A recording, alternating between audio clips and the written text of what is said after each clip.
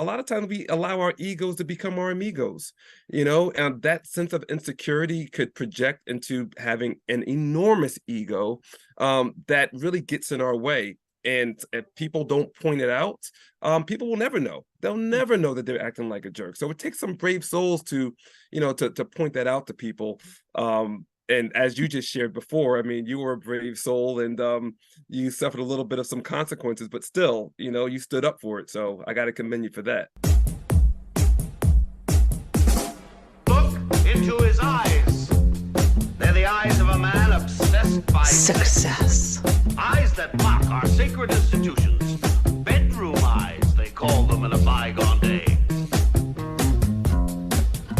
Sex desire is the most powerful of human desires. When driven by this desire, men develop keenness of imagination, courage, willpower, persistence, and creative ability unknown to them at other times. So strong and impelling is this desire for sexual contact that men freely run the risk of life and reputation to indulge in. When harnessed and redirected along other lines, this motivating force maintains all of its attributes of keenness of imagination, courage, etc., which may be used as powerful creative forces in literature, art, or in any other profession or calling, including, of course, the accumulation of riches. Napoleon Hill.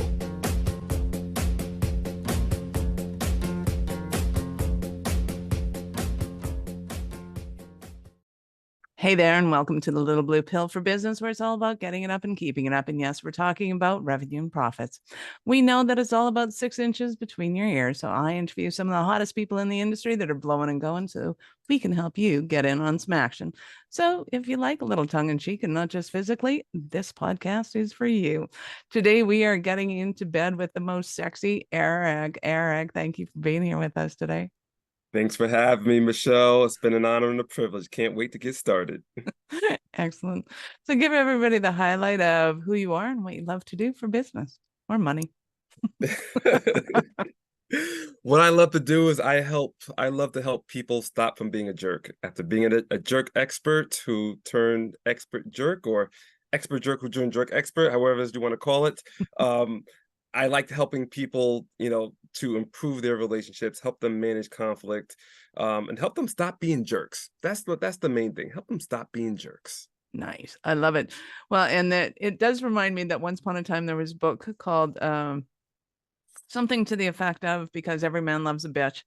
And I had to laugh because everybody gets really offended by it. And it's like, it's just own your shit. Like, just own your shit. If you're good at it, be good at it. No apologies, no acceptance. But there's a huge difference between owning your shit and coming across as a jerk. And I think it's a fine line sometimes that people just don't understand. When am I being confident and airy, and when am I being arrogant and aloof? So what are some of the signs that kind of people have that you go, wow, that's just jerk off material? That's not like, that is not pleasing. That is not coming across the way you think it is. What are some of those things?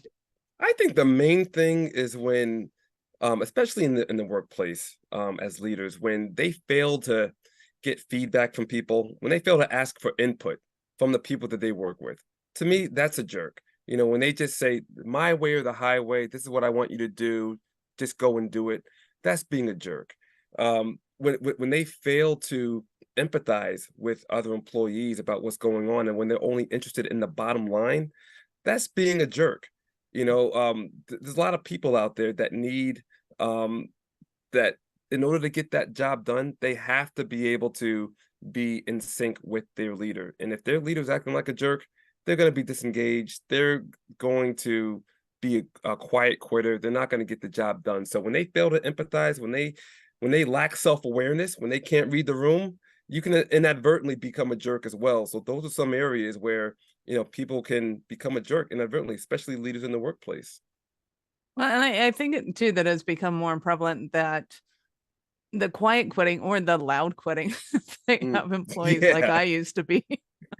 For sure. It's like, I remember one time I was epically fired from a job, and I remember sitting there just waiting on my email going, do I want to send it? Do I not want to send it? Do I want to get fired? I will get fired for this. There's zero doubt in my mind. As soon as I hit send, I'm going to get fired. Because what had happened was there was a merger between two companies, and I knew them all, right? And I was, at the time, I was the receptionist.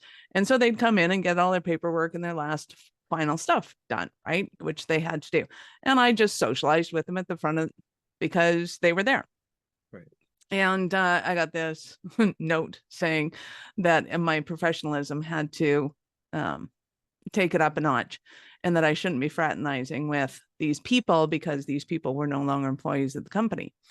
And I said, well, that reflects very badly on this company if we don't have the levity to be able to treat all people well. And if that's the way you know, if there's another way of doing it and you want to teach me how to do that and still have some sense of diplomacy, that'd be great. It was a little more jerk off than that. It's a little more like, hey, if you know how to do this without being a complete ass, I'd be happy to know what you're thinking. I'm like, it doesn't matter how I say it. I'm still going to get fired. I'm still going to get fired. Do I want to say this? Do I want to say this? I'm like, I'm not working here if they're going to be assholes. This is not going to happen. Hit send within, swear to God, like 35.6 seconds. The HR walks in and goes, Michelle, can you come into the boardroom? What? Yeah. No. It was like they were just waiting for the response, going, how long is it going to take her to send this? Right.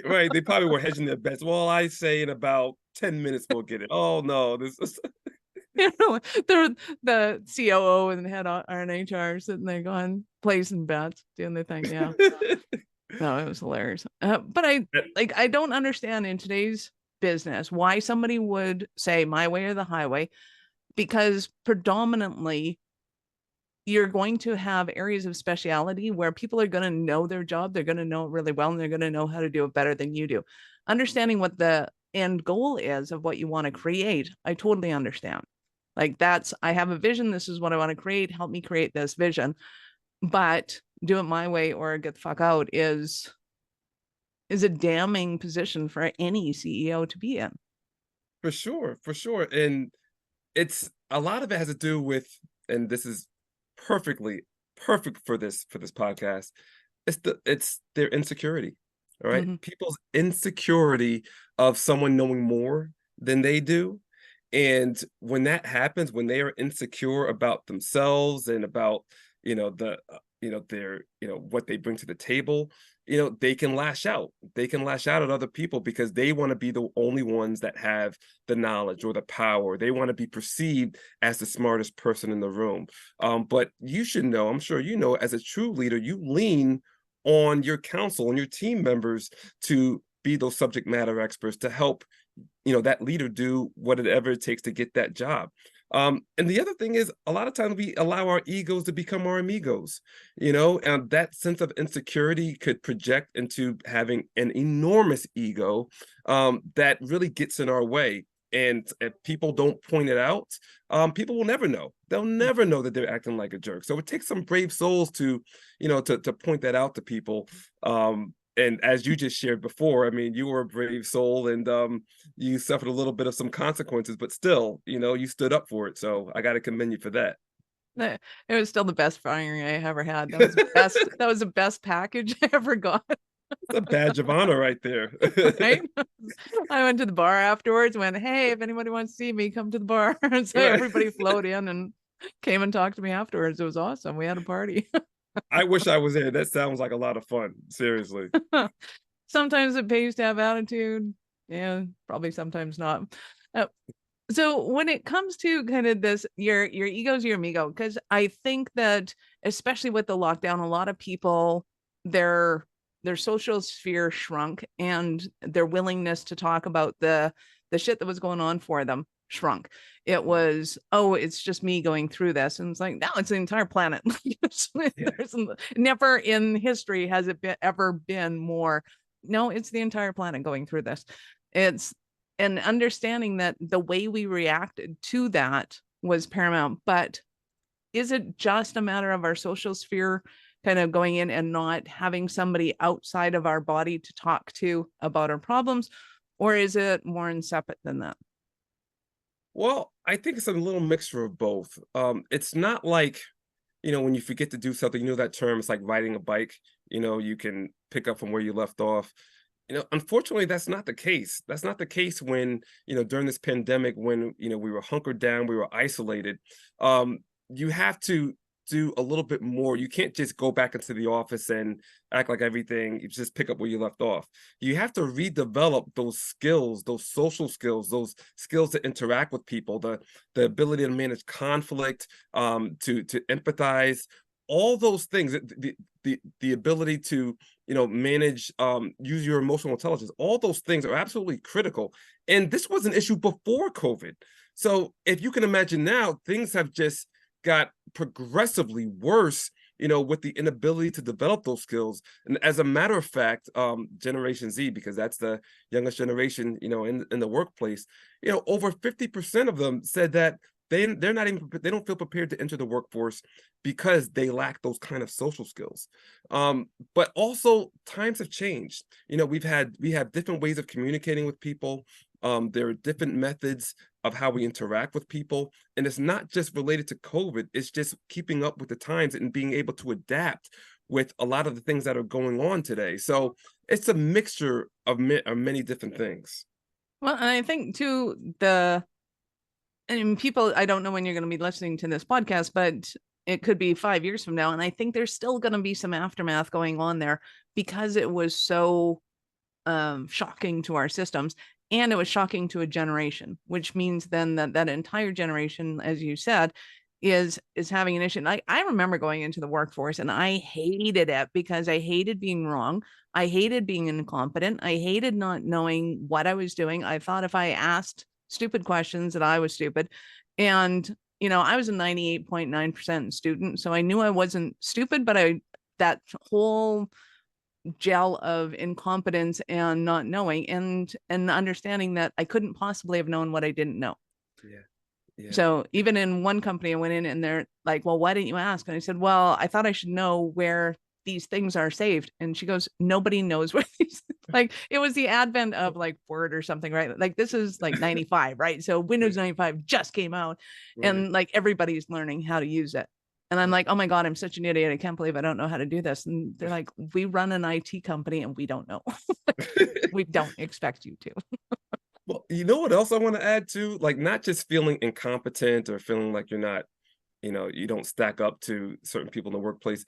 It's also the politics. That's what I hear time and time again with the clients that I work with, is about the politics. They don't want to have to be in the room with other people who are trying to kiss ass or who are trying to make other people look stupid.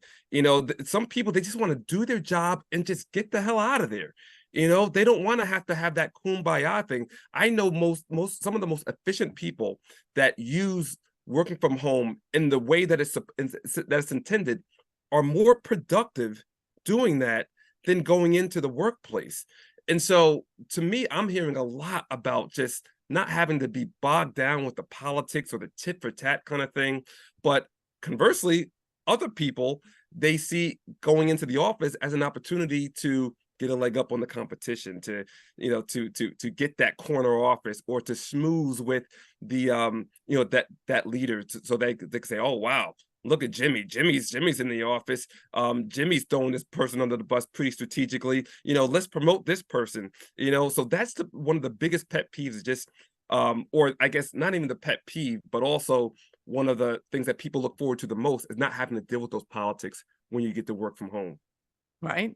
Well, and I can well understand that because politics has been at its place in the workforce forever.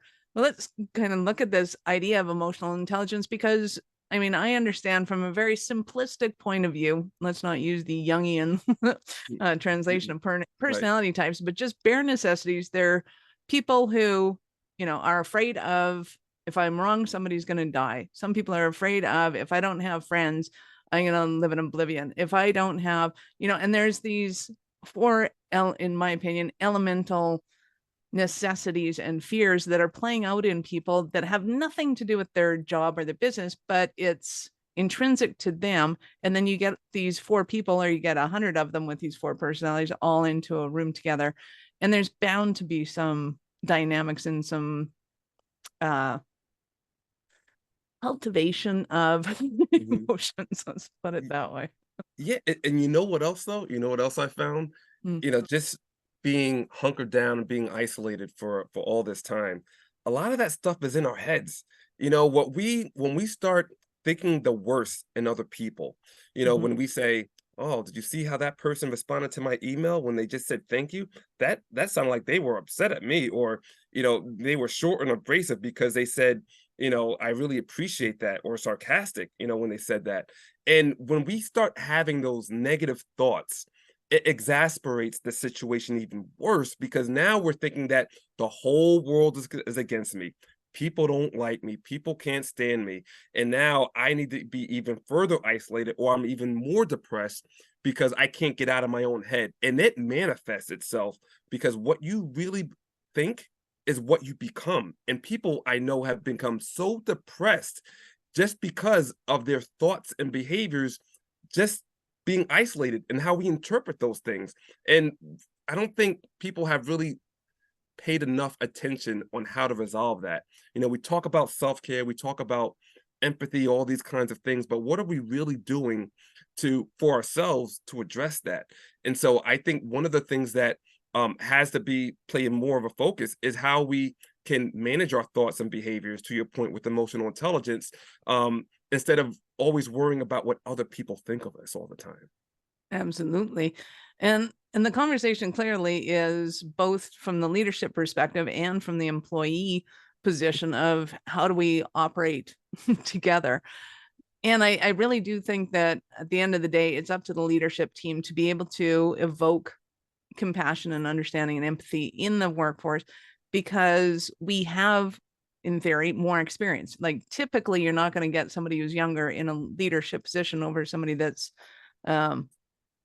more experienced. You can. And even then, though, I think there's an element of kind of the older ones in the office, let's put it that way, have a responsibility to be able to go, hey, like whatever you grew up in is not quote unquote normal, and it's not going to be this. So, being able to spend 3 years with your parents stuck in a house, having to deal with things 24/7 is not going to have the same dynamics as being in an office place. And it's not that you need a parental role so much as you need just an empathetic role of, oh, okay, like things aren't the same now as they were before. And they may not know how to do things. They don't know how to look me in the eye. They don't know how to say it a complete sentence. They may not know how to spell, appreciate properly. Whatever. Right. Wait, you know what would be an interesting poll, a survey to do? What would you rather do more? Would you rather go into the office, or would you rather work from home in your parents' house? That would be an interesting thing with survey to see what people would rather do. Because who always wants to be with their parents, but really who wants to work in the office either? I mean, I Right? don't know. I don't know. It's a tough call. Yeah.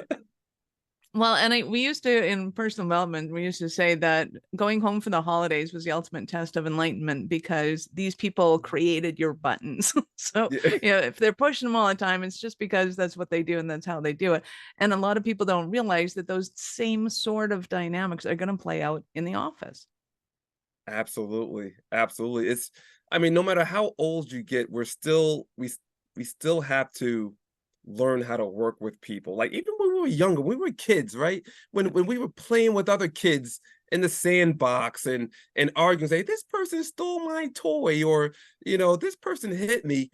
We deal with the same stuff, except we're just a little bit more mature in age, but it's something different. Like, this person stole my stapler, or this person looked at me the wrong way, or this person is always copying me. And it's like we've evolved, but we haven't evolved that much. We're still trying to figure out how to interact with people, which I think is absolutely amazing, that we've come this far, but not too far though. Well, I do think it was substantially easier as a child to just walk up to somebody and say, hey, will you be my friend? And they're like, yeah, sure. Okay, great. Let's go do something. Like, Can we awesome. go back to that? Can we just go Right? back to that? We just. we have our own internal fears. Like, well, what if they say no? What if they look at me and say, huh? You know, like they look at me different and judge me. We didn't have that fear of being judged back in the day. You know, Right? I sometimes just we want wish we somebody went to back go to up that. the ladder with, you know, like I don't Yeah, care. exactly. Exactly. You want to be my best friend? It was so easy to do that, you Right? know? And even if it was only for the next 15 minutes, it was all good. Yeah. Never saw him again in my life, but you know, whatever. Exactly. Awesome. So what kind of people do you serve and support most? Who, either your ideal client or who comes to work with you most often? Yeah, well, most often C-suite leaders. Currently, I work with CIOs. A lot of times, they're charged with achieving the digital transformation efforts for their company. They're charged with the cybersecurity. You know, they've got that cybersecurity umbrella too.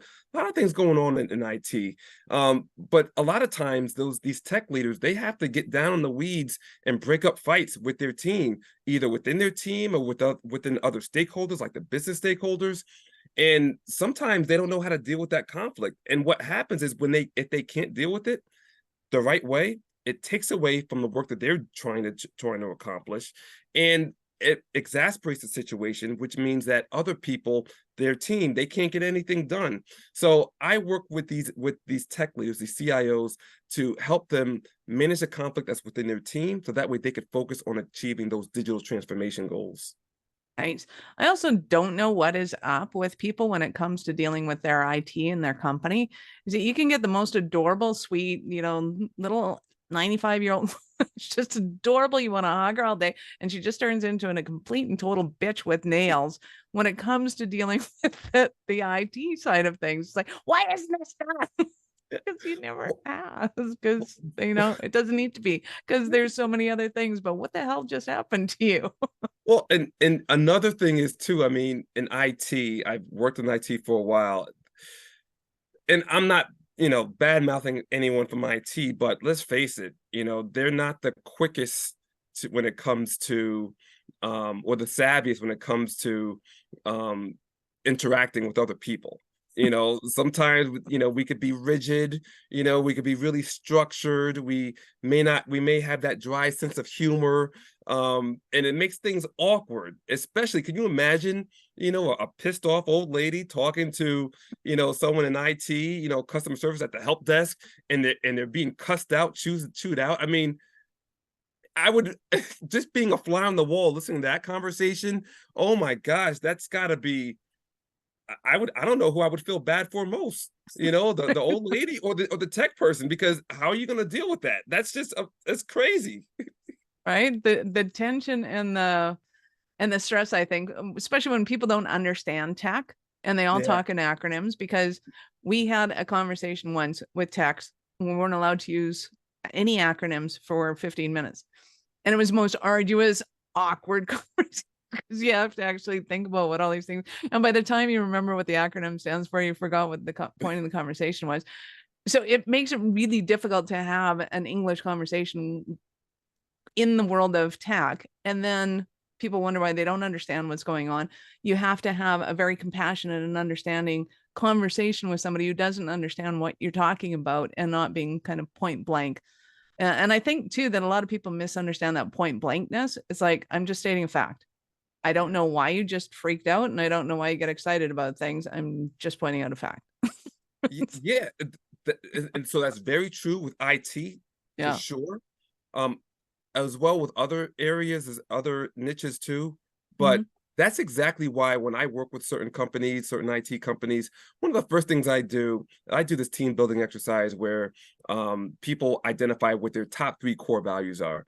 And it's a fun exercise to do, because when you're dealing with that person that you sit next to all the time, or somebody else, and you're just like, why is this person never smile? Or why is this person always checking my work? You really understand what people go through, what they really value. And this compels people, gives you insight into what compels people to act the way they do. So doing something like that, not whether you're in tech or whether you're in accounting or other areas, understanding where people come from, that's probably one of the best, most effective ways that you can really bridge the communication gap and strengthen the relationship at the end of the day. I love that. And I could just picture how immense of a difference it would be. Instead of having, our names on the Zoom in the meeting, is my number one priority is client safety. And then you go, oh, that's why you're doing that. Oh, okay, that's why.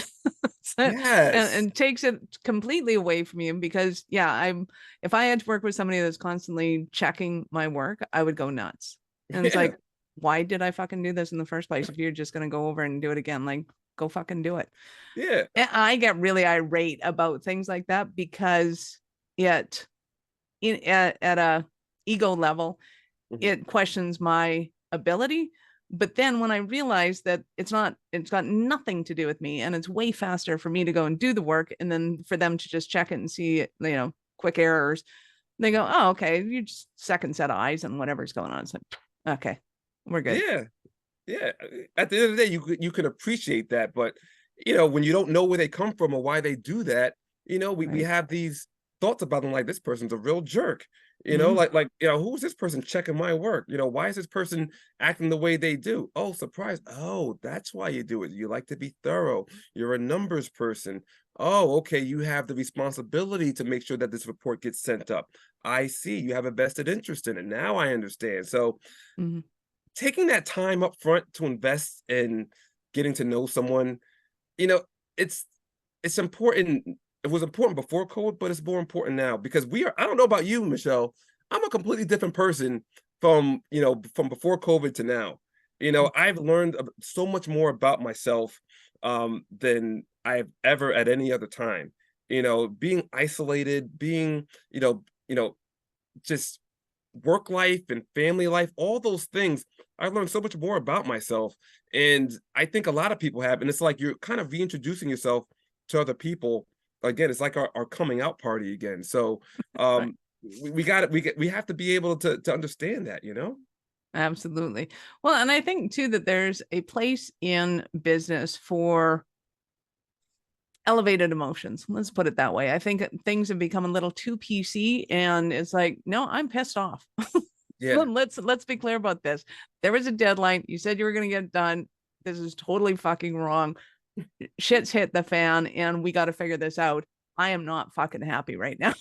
It's Yeah. like, how do you articulate that as the leader, and going, okay, shit's going to hit the fan, and 10 minutes from now it could be all perfect, but what's going on? Well, first of all, it's about the communication, right? Mm. What's the leader's expectations? One CIO that I was coaching not too long ago, I asked him, I said, what do you think is the main source of conflict? And he said, it's unmet expectations. And I said, well, what do you mean? He goes, well, when you expect something from an employee or from a colleague, and they don't come through, there's a breakdown. And I said, well, what do you do to fix it? He goes, well, I'm not sure yet, but I guess I have to be clear on what my expectations are. And I said, there you go. When you're talking to employees, matter of fact, one of my coaching clients, she's having difficulty with a couple of leaders on her team. One's a project manager, the other one's a team leader, and she expects more from them. She expects them to be able to provide these deliverables, these updates to her in a timely manner. And they're just so down in the weeds, they're not even doing what their true leadership role is. So I said, look, you got to go. You have to set those clear expectations and say, look, I'm looking for you to provide this, that, and the third by this certain time. If there's any reason why you can't get it done, you got to let me know ahead of time. And to me, that is valuing the relationship more than anything. Because if you flip out and say, you're supposed to have it done, come on, what the hell's going on here? Right? That person may be like, what's going on with you? Like, oh, did you really want it by this certain date? Oh, well, I just assumed that, I'd get it to you whenever I had it done. Well, you should have gave me an update. We got to set these expectations. We got to be clear on it too. Right. And sometimes I like to refer to those as kind of the milestones of, I want a project update kind of on this, and what's going on with it, so that we have kind of this Gantt chart of project management. I think project management of all things is one of the most frustrating if you're not good at it, and one of the most fulfilling if you are. So, yeah. And there's definitely communication lines in there, but I'm going to pull a Tony Robbins line on that expectations will kill you, because nobody's ever going to meet your expectations. So how do you deal with that element of them? Well, it still comes back with communication and setting clear goals that both parties can agree to. So just because, if I'm the leader, if I'm, setting expectations, I'm saying, look, I need this project completed by March 31st. Well, as the project lead, all right, I need to cultivate that kind of environment for you or someone else to push back and say, whoa, whoa, whoa, that's unreasonable. Can't get it done by then. Here's what we can do. All right. And then that way, that starts the conversation, almost like a negotiation of what's feasible to deliver. It can't be all on the leader to set those expectations. You can't do it without getting feedback from your team. And like we said in the beginning, when you're a true jerk and you don't get feedback from your team members, that's what's going to cause resentfulness. That's what's going to cause people to call you a jerk, because you're not getting their feedback. You're not being able to do a pulse check on what's feasible and what's not feasible. So it goes both ways, but both parties, they have to be involved and set those expectations together. Nice. So give us an example of a Cinderella story of one of your clients. Yeah, I got a great one. I was working with a manufacturing company a couple of years ago, and they were doing a merger. They had different offices all over the globe, and so they were unifying all these offices under one tech umbrella. And so this team, they represented the global tech leadership team. And so they were tasked with pursuing a bunch of these new goals, but they had to get all the other companies, all the other parent companies involved. And they were like all across the globe. And one of their biggest issues was getting on the same page with the business side. And I don't know if whoever's listening to this, but the ongoing struggle between tech, IT, and business, there's an ongoing clash between getting on the same page. And the business side, they just did not see eye to eye. They did not see eye to eye. They didn't have a seat at the table. The tech side didn't have a seat at the table to understand the requirements and the value. And so what I did was I jumped in there. They were looking for some help just internally. Once I noticed the true problem was between the business and the tech side, well, I started doing some conflict management strategies, some training with them, both sides, and gave them some strategies to interact more effectively, to manage to manage a lot of that conflict, those disagreements. And not only are they working together, they have a seat at the table, but they're kind of buddy now. They collaborate with each other, like they're, whether because they work virtually, it's like that they don't sit next to each other, obviously, but they actually work as if they did virtually. They are hand in hand. They have a seat at the table. They're able to value each other's opinions, and it removed a lot of friction. So now they're able to work together to pursue all these other digital transformation goals. All started 2 years ago. And so that's a great news story, because now, they're able to get so much more stuff done together, and that friction has just been eliminated, or they're able to resolve it on their own. Love it. Because there's nothing more frustrating as a tech to hear, I just want this done. And it's like, I just want a new interface on the software. It's like, that's a 3-year build out. Good for you. Yeah, exactly. And I expected, well, come on, don't you just have to change the color in the pictures and like, no, that's not. And just having those conversations of what's involved. And I totally understand how convoluted it becomes so quickly, is because when I'm looking at something as a business owner, I just want this thing changed.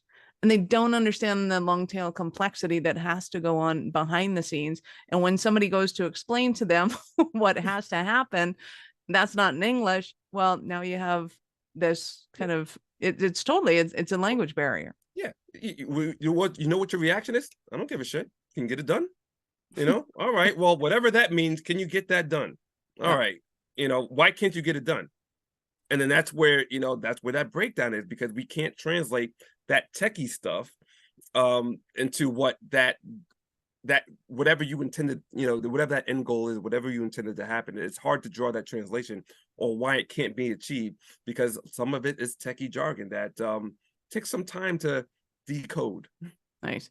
So what is the kind of frame of mind that somebody might be having right now, going, okay, our clients, our operations isn't talking to tech.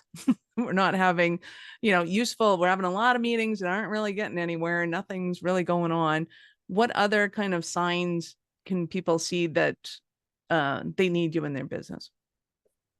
Well, for one thing, their bottom line is dropping. People are leaving left and right. There's a ton of turnover. Is usually the biggest one, the high churn rate. But there's also like several other, factors too, that level of disengagement where people are just tuning out. And that's sometimes it can be hard to measure, especially when you're working remotely. But when you see people not attending meetings, or they have their themselves off of Zoom, those kind of things, or they're doing just the bare minimum, those are signs where things are really hitting the fan. And if you don't do something about it soon, if you don't have me come in and help fix this, it's going to be too late. You're going to lose, you're going to miss your deadlines, you're going to miss employees, you're going to lose money. All that stuff is going to happen. I love it. So I know our listeners are going to want more from you. How did they start that journey with you? Yeah, well, you can start by hitting me up on my website, www.tailoredtrainingsolutions.com. You could also get a copy of my book, How to Work with Jerks. That's on Amazon. I also have signed copies. If you go to my website, you can get access to all that information. If you have any questions about any of the things that we talked about as well, just go to my website, secure some time, schedule a time with me, and I'd be happy to talk to you about it as well. Nice. I love it. So you have been absolutely awesome. Any last words for our peeps? I guess the only thing I want to say is that, look, this is a great podcast, but at the end of the day, it doesn't matter how smart, talented, and gifted you are. It doesn't matter what role you serve, title you carry. Success in the workplace, it's not based on the work that you do. It's based on the relationships that you build.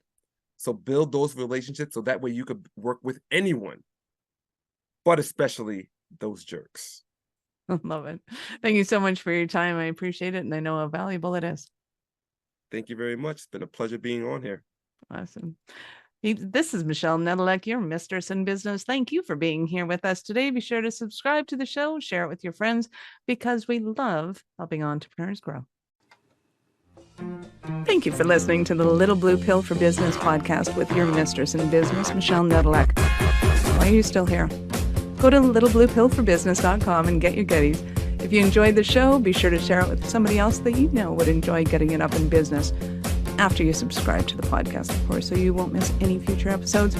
Now, check the notes for links. Oh, and only tell your wife if she's into this, entrepreneurship. And I'll see you both on the other side.